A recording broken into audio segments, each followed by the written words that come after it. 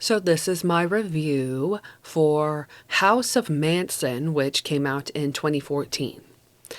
The movie is supposed to be some sort of biographical film about Charles Manson and the Tate LaBianca murders, but of course, yeah. So there are so many things that are wrong with this film. It's almost hard knowing where to start. And I could tell you right now with this review that I wrote out, I didn't write down every single thing that I found wrong. It was just, I mean, to sum it up, the whole movie is wrong. Really. But as strange as it might seem, one of my biggest gripes about the film is the fact that they didn't bother to cast anyone to play the Manson family members, or really anybody. They didn't bother to cast anyone that even looked remotely like their real life counterparts. That is the biggest problem I have with this film, for sure. The only exceptions would, of course, be Charles Manson and actually the actress who played Susan Atkins. But I do have a gripe with the actress who plays Susan Atkins, not the actress. It's just that, to tell you the truth, the actress looked too pretty. But I know it's supposed to be Hollywood, so. But let's get real. The real life Susan Atkins was a fucking monster. So anyway, there is so much emphasis, though, on Charles Manson in the film. I do think it made sense for them to focus on having an actor that looked very similar to the real-life Charlie. Of course, the actor who played Charlie wasn't perfect, but I do give him credit for being a very good imitation. I do give him credit for that. It was so frustrating watching this movie and seeing the murder scenes and knowing that the actresses who were supposed to be Patricia Krenwinkel, Linda Kasabian, and Leslie Van Houten, those actresses did not look even remotely like their real-life versions. For example, the actress who played Linda Kasabian had brown hair. Y'all couldn't bother to cast a fucking blonde lady? Really? Is it really that hard to find a blonde to be in a film? And then, I'm just wondering, like, am I being nitpicky? But no, because I could not tell who was supposed to be Patricia, Linda, or Leslie, quite literally. The Leslie actress was kind of similar, sort of similar nose, but even still, it was just not, to me, I think the casting was lazy. But of course, this is also true not just for the girls, but for the men in the film too. Especially, of course, the actor who was supposed to be Tex Watson. For whatever reason, they ended up casting a guy that looked more like Jeremy Renner's knockoff as opposed to what Tex Watson really looked like. What was really strange was that the actor who played Tex had blonde hair and it was cut very short, which makes no sense because the people who created this film, and I'll talk about this later in this review, but the people who made this film obviously read a little bit about the Manson family. It's clear they read more than one book. So why did they cast a blonde, short-haired guy as opposed to a brown-haired, shaggy-looking dude? There's pictures of Tex Watson before he was arrested, and he had the long hair or shaggy hair. Once again, I don't understand these lazy casting choices. Other characters that looked nothing like their real-life counterparts were Squeaky Fromme. I don't understand the actress choice for there. Squeaky in real life was barely 19 when she was a part of the Manson family. In this movie, the actress looks like she was 45. What? And then, of course, they have some totally incorrect guy playing Ronald Hughes and Jay Sebring and Stephen Parent and Sharon Tate and Lena LaBianca and sort of Rosemary LaBianca. I could at least say the Rosemary LaBianca was kind of close. Nearly the whole cast were playing characters that were unrecognizable from their real life counterparts. That is my biggest gripe.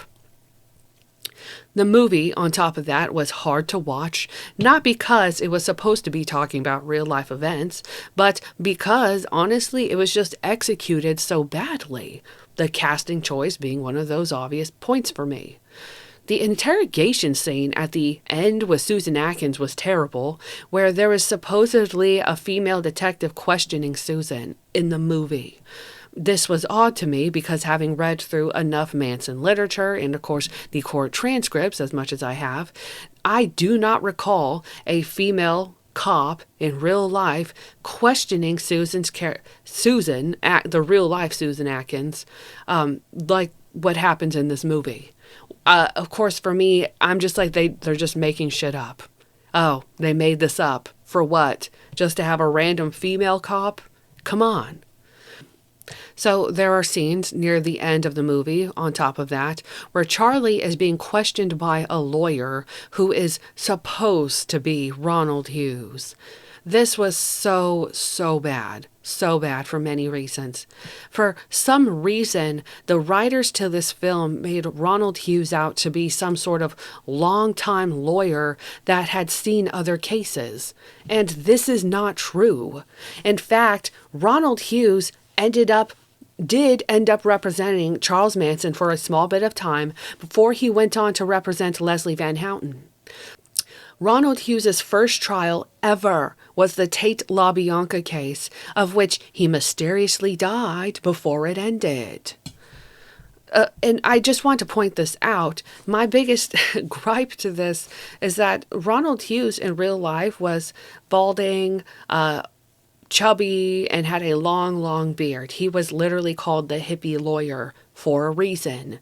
And for whatever reason in this movie, they just made some random white guy that looks like a suburban dad with hair as Ronald Hughes. And I was like, who thought this shit up? The creators to this movie do not point out that the real-life Ronald Hughes mysteriously died before the Tate LaBianca trial ended. And yet, they had the audacity to mention at the end of the film that Leslie Van Houten was granted a retrial in 1977 on the grounds that her original counsel had not adequately represented her. Yet, they don't mention that this is because Ronald Hughes was found dead. Of course, they didn't admit this, because then they'd have to admit that they made up the scenes in the film. They mentioned some of the things that happened to various members after the trials, even mentioning how Leslie Van Houten was paroled in 2023. So obviously there's an update at some point to this film. I just want to say I watched this on Tubi, so maybe the most updated version is the Tubi one right now. But my point is that what was odd to me is that they point out Leslie got out in 2023, and in 2025, she was completely released, by the way. Yet, ironically, they don't talk about in this update how Charlie Manson himself died in 2017. Instead, they just say how he skipped his 2011 parole hearing, spent most of his life behind bars, and Helter Skelter never came. Why would you not even say, yeah, Charles Manson is dead? What? This movie put a lot of emphasis on the murders happening, none other for the sole reason that Charlie Manson was duped / lied / cheated by Terry Melcher. This is among one of the many theories as to why the murders happened, as is even mentioned in Vincent Bugliosi's book, Helter Skelter. But Vincent Bugliosi, first of all, has no appearance or character in this film, strangely enough. And this did come out before Bugliosi's death in 2015, by the way. Vincent Bugliosi's book puts more emphasis on the Helter Skelter race war theory for the reason of the murders, and not so much of being duped by Terry Melcher, actually. It was odd to me that this movie was obviously supposed to be like a fuck you to Charles Manson, while not even representing the people, various theories that have tried to explain the crimes, while also somehow using some of the real life facts. So they take some of the real facts, yet they completely ignore many of the other things that actually do make sense. So this film loses a lot of credibility for me. As I had said before, it's very clear that the writers to this movie had read multiple pieces of Manson-based literature. They seemed to have read, surprisingly enough, Will You Die For Me by Tex Watson, for sure, actually, as the line itself is repeated multiple times through the film. And this was another contention they were trying to make in the film, that Tex Watson and Charles Manson and Leslie and Patricia and Susan, we would die for each other. We would die for each other, man. Ugh.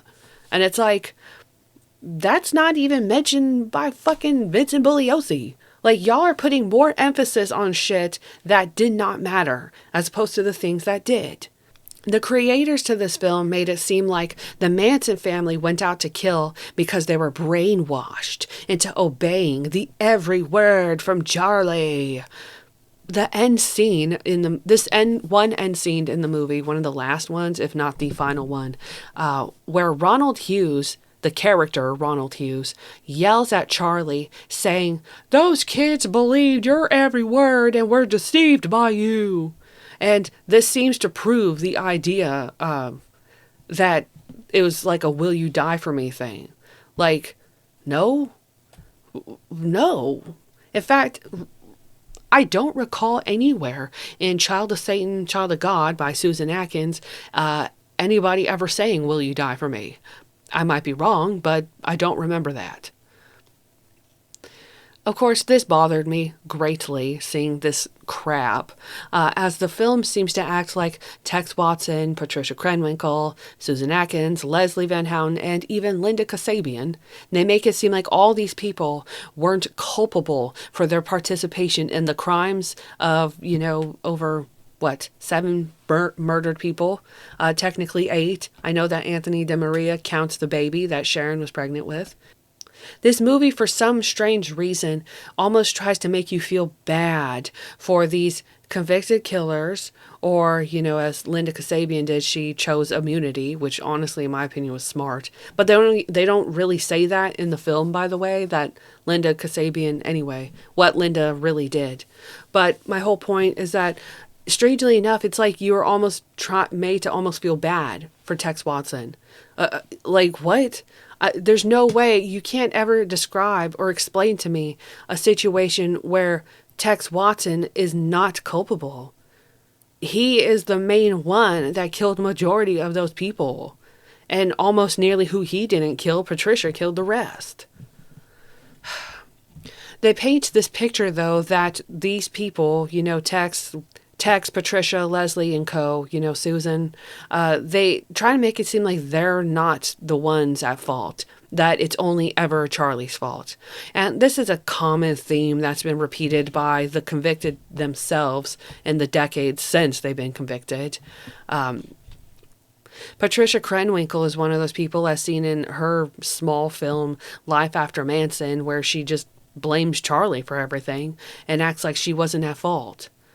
Anyway, so as much as the film does follow a basic timeline of the real events, as I said before, it just makes up stuff too. They just make up stuff. For example, when they show Gary Hinman being murdered, Charlie is seen taking a katana off the wall to slice Gary. And of course, this isn't how it happened in real life. Yes, they killed Gary Hinman. Yes, Charlie pulled out a sword, but in real life, Charlie was driven to the spiral staircase, which is where Gary Hinman stayed, and he was driven there by Bruce Davis, who, when they arrived, he already had the sword on him. On top of that, they strangely point out that Gary was being murdered for giving Bobby Beausoleil bad drugs, which is something that has been disputed in the decades since his murder. So sometimes Gary Hinman is made out to have never sold drugs, and other times he apparently did sell drugs and had sold a bad batch to Bobby Beausoleil, who tried to sell it to the Straight Satans, and he wanted his money back, apparently. So at the same time, it's also shown in this film that the Manson family took Gary's cars, and they even point out that Bobby was arrested, caught driving Gary's Fiat, which that part is true. So it's strange to me how they would get certain details like that right while also managing to mispronounce Bobby Beausoleil's last name. And I know in the past I mispronounced it, but at the time I couldn't find any audio of how you pronounce the dude's fucking name. Do you pronounce it the correct way in French, or is it Americanized? I found it strange that they decided to make a movie about these people, yet they, as a team, a crew of filmmakers, couldn't figure out how to pronounce it. What? The strange attention to detail while ignoring others is, of course, a common theme in this film. Another example of this would be when Abigail Folger was being murdered. Here, the movie only shows that Patricia Krenwinkel was killing her without any help from Tex Watson. In real life, Patricia ended up, she did stab Abigail multiple times, and Abigail ran outside, and then Patricia called over for help from Tex because Abigail was still technically alive. Patricia calls over for Tex. He comes over and may have dealt the final blows to Abigail Folger. The movie does not show this, but strangely enough, they did put in enough effort to have the actress that was playing Abigail Folger, first of all, wear a white dress, which in real life Abigail was wearing a white dress. Granted, it was long sleeve, not sleeveless. But in real life, Abigail Folger was wearing a white dress that after she was murdered was so red, being covered in her own blood, the authorities originally thought it was a red dress. On top of that, in real life, Abigail Folger did say, stop, I give up, I'm already dead. So in the movie, the actress does say, I'm already dead. So it was like, okay, kudos, they put that in there. But they kind of left out some other things too. The movie shows the actress who was supposed to be Sharon Tate, for some reason wearing full makeup, which was strange, a very strange choice to me. There's this very awkward scene where she is seen in bed talking to Jay Sebring's character, who honestly is made out to be some loser still in love with her, which I found honestly disrespectful. The film obviously ignored the fact that in real life, Roman Polanski was not the best husband to Sharon Tate, and Jay was still at the house protecting her. There's a lot of stuff that's been talked about Sharon and Jay. I don't want to get into it, but I didn't like the portrayal of Jay Sebring just being like a hang-on, when in reality, Roman Polanski was a questionable husband. Despite putting in Abigail's final words, they did not put in Jay Sebring's final words, which was weird to me. Where I've said before, Jay Sebring's final words, according to the killers, was, "Can't you see she's pregnant?" Talking about Sharon Tate. Instead, in the movie, he's later just seen being shot. The film seems to only show people being shot or stabbed and not both. In real life, Jay Sebring was shot and then stabbed to death by Tex Watson.